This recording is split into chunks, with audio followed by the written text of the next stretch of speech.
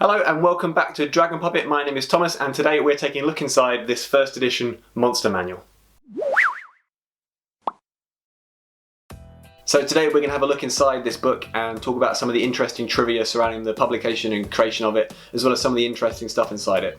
So without any further ado, let's begin. So here we have it, the monster manual for the first edition of Advanced Dungeons and Dragons, written by Gary Gygax himself. The first thing you notice is this iconic colour artwork on the front, which is really cool, but also the fact that it's a hardback book. Now that may not seem very unusual considering today's standards, but back in the day, most wargame books were paperbacks. They were usually pamphlets or leaflets and they were quite flimsy. And Gary Gygax said he wanted to make this book as indestructible as possible so that it didn't deteriorate the more it was played with. And this book certainly has stood the test of time 40 years later, and it's still in one piece, a little bit of wear and tear, but all in all, looking pretty good. So this was the first hardback that they ever released for Dungeons and Dragons, and like I said, it kind of set the standard for war games, even up to the present day. All the D&D books have been hardbacks, and if you think of other games, war games like Warhammer, Pathfinder, all of the other games, they almost always release hardback, full colour books, and that was a standard set right here by the Monster Manual in 1977. Another thing where this book set the standard was publishing the Monster Manual alongside a Dungeon Master Guide and a Player's Handbook.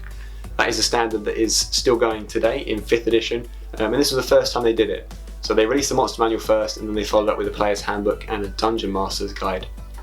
And 2nd edition, 3rd edition, 4th edition, 5th edition, as you probably know, have the same core rulebooks. The Monster Manual, Dungeon Master Guide, and Player's Handbook.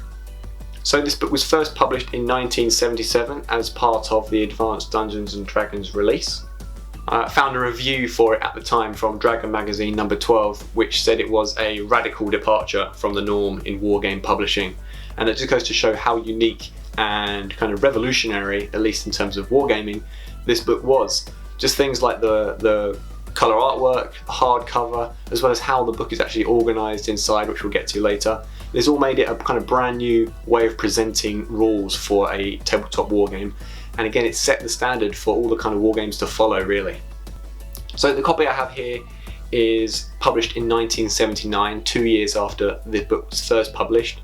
They republished this book several times between 1977 and 1983, where they just kind of amended some typos in the book, and sometimes they rearranged the front cover. So for example, in this edition, the cover texture is smooth. Apparently before that it was a more rough kind of texture, but they made it smooth to save some money. They also rearranged where the title was. It was lower down here before, and then it had this yellow banner. And also on the spine they had different colour text. It was red before, and in this copy that I've got it's white. Other than that, it's mostly just kind of typos that they fix in there. But it's still the first edition rule set, which is what's important. So let's take a look inside. So here we have all the publishing information, and as you can see there, 4th edition from 1979. Like I said, a couple of years before the book was first released. You can see the cover art was by David C. Sutherland III, and these are the other artists that work on the illustrations. The illustrations are actually a really cool part of this book, and again it's a thing that we kind of take for granted these days with our rulebooks, but at the time most rulebooks for wargames were very text heavy, lots of data and like numbers and stuff, and this book was one of the first ones which had loads and loads of pictures the whole way throughout the book, and it probably made it really engaging and more appealing to casual gamers at the time. You can see here it says it's an alphabetical compendium of all the monsters found in Advanced Dungeons and Dragons. And that was another thing that made this book really interesting. It was a kind of encyclopedia of monsters, which was again unusual for books at the time, in that it was just so clear and accessible, the information in here. You could just flick to the letter you were looking for and you'd find the monster straight away. And that was a really important aspect for the book for Gary, is he wanted it to be like an encyclopedia, and he wanted it to be really accessible for dungeon masters. Moving on, we have a brief foreword here by Mike Carr, who presumably was one of the guys over at the publishing company. Most of this foreword is actually him talking about spin-off books by other companies, or like fan-made rule books and homebrew stuff, and talking about how this is the real thing and not to accept any wannabes, which is kind of interesting that he felt the need to point that out in the foreword. It's like most of this foreword is him talking about other versions and unofficial versions of D&D that people should avoid. And then you have the contents here, which is the alphabetized table of contents with all the monsters you're going to find in here. And then we have a preface here by Gary Gygax as his signature, and this preface is mostly him talking about other people that helped him with the book and the people who invented some of the monsters that he was inspired by. So he's just kind of giving a bit of credit to other creatives that inspired some of these monsters. Then we have this cool little section here which explains the term monster, and it explains that a monster is any kind of creature that attacks or the party, any kind of creature the party encounters in the game. So even a human or a dwarf or a unicorn can be considered a monster, even if it's not monstrous in appearance. And this little kind of explanation of the term monster is also found in the 5th edition monster manual as well. I don't think it was in the 4th edition. The 4th edition monster manual kind of went straight into the monsters and didn't give much pretext. But it's cool that this kind of little definition of monster is also found in the 5th edition rulebook. After that, you have explanations for all the different stat blocks look like, so you know what frequency, number, or what armor class means, and all this stuff. And here we go with all the monster entries. So this is kind of what you would expect to see in a modern monster manual as well. You've just got all the monsters alphabetized, you've got a little stat block there, and then a little bit of information, and most of them are accompanied by a picture as well. There's about 200 monster entries in here, but some of those are broken down into variations of that monster. So there's actually about 350 unique stat blocks in this book, which is pretty impressive. And most of them have pictures accompanying them as well, which is really cool. Here you can see the different parts of the stat block which were described to us on the previous page. So here we have an example of the variations. So the entry here is for demon, but then there is different types of demon underneath that entry.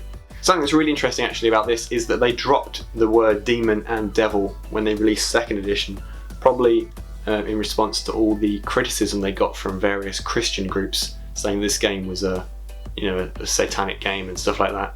So when they released 2nd edition, they didn't have any demons or devils. They renamed them into other fantasy names so that they couldn't be accused of being part of some secret satanic conspiracy. So something else that is unique to this book is how they portray some of the female creatures in their illustrations. This is the only D&D book you will find that has women's nipples in the illustrations. They decided to not show those in later editions, which is probably a smart choice to make. Their representation of women has generally just gotten better gradually over time, but it has been a slow journey.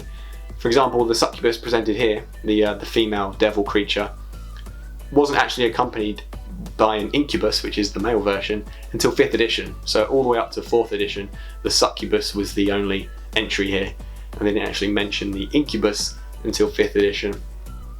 This is quite cool actually. We have the dinosaur entry here, and within that entry we have 1, 2, 3, 4, 5, 6, 7, 8, 9, 10, 11, 12, 13, 14, 15, 16, 17, 18, 19, 20, 21, 22, 23, 24, 25, 26, 27, 28 different species of dinosaur in the book. So you have a stat block for 28 different types of dinosaur, which is a dedication to dinosaurs that again we will not see in Dungeons & Dragons after this book. In 4th edition, in fact, they renamed dinosaurs to behemoths, and I think they only had 2 different types of behemoth in the first monster manual for 4th edition. They probably introduced a couple more in later expansions. And even in 5th edition, when they decided to call them dinosaurs again, they only had 6 types of dinosaur, I think, in the monster manual. So if you are big into dinosaurs, then 1st edition is the edition for you, because you can have 28 unique stat blocks for different types of dinosaurs. So moving on, we have more iconic D&D creatures. We have the Displacer Beast there, which is an iconic creature, and of course the dragon from the title of the game. And we have quite a bit of information about dragons before we actually get to the specific entries. Quite a lot of information about the different ages, how to role play as dragons, how to fight dragons, sleeping dragons, awake dragons, subduing dragons, stuff like that. I guess because dragons are such a core part of the game, they really wanted to go into depth about how to deal with them. And then you've got the different entries, the different types of dragons, the ones you're used to from modern editions, the metallic and the chromatic dragons. They're all in here. We're pretty much coming to an end here now. The last entry in the book is the zombie, with a great little illustration next to it. And then we have another great full-page picture there. Looks like some kind of wizard with a spell book, which is cool. A little appendix here with different treasure types. So every monster had an entry which said what kind of treasure type it was. So whenever you defeat a monster, you can quickly refer to see how much treasure and what kind of treasure you get from that monster. And then we have the index. And whoops, another bit of cool artwork and some other books that were published by TSR at the time. And on the last page we have a little advert for Gen Con, which is still going today. And there we have it. More beautiful full colour artwork on the back. It actually is a continuation of the artwork from the front there, as you can see. Purple worm there looking great. And the back cover, yeah, shows off they've got over 350 stat blocks in there, and it gives you an example of what the entries actually look like, which is kind of fun. Thanks for watching. I hope you enjoyed the video. If you want to see more stuff like this, then make sure to subscribe. I release one video every week, and we look at all things role-playing games and tabletop wargaming, not just Dungeons and Dragons, all kinds of stuff like that. So if you like that, stick around and I will see you next week.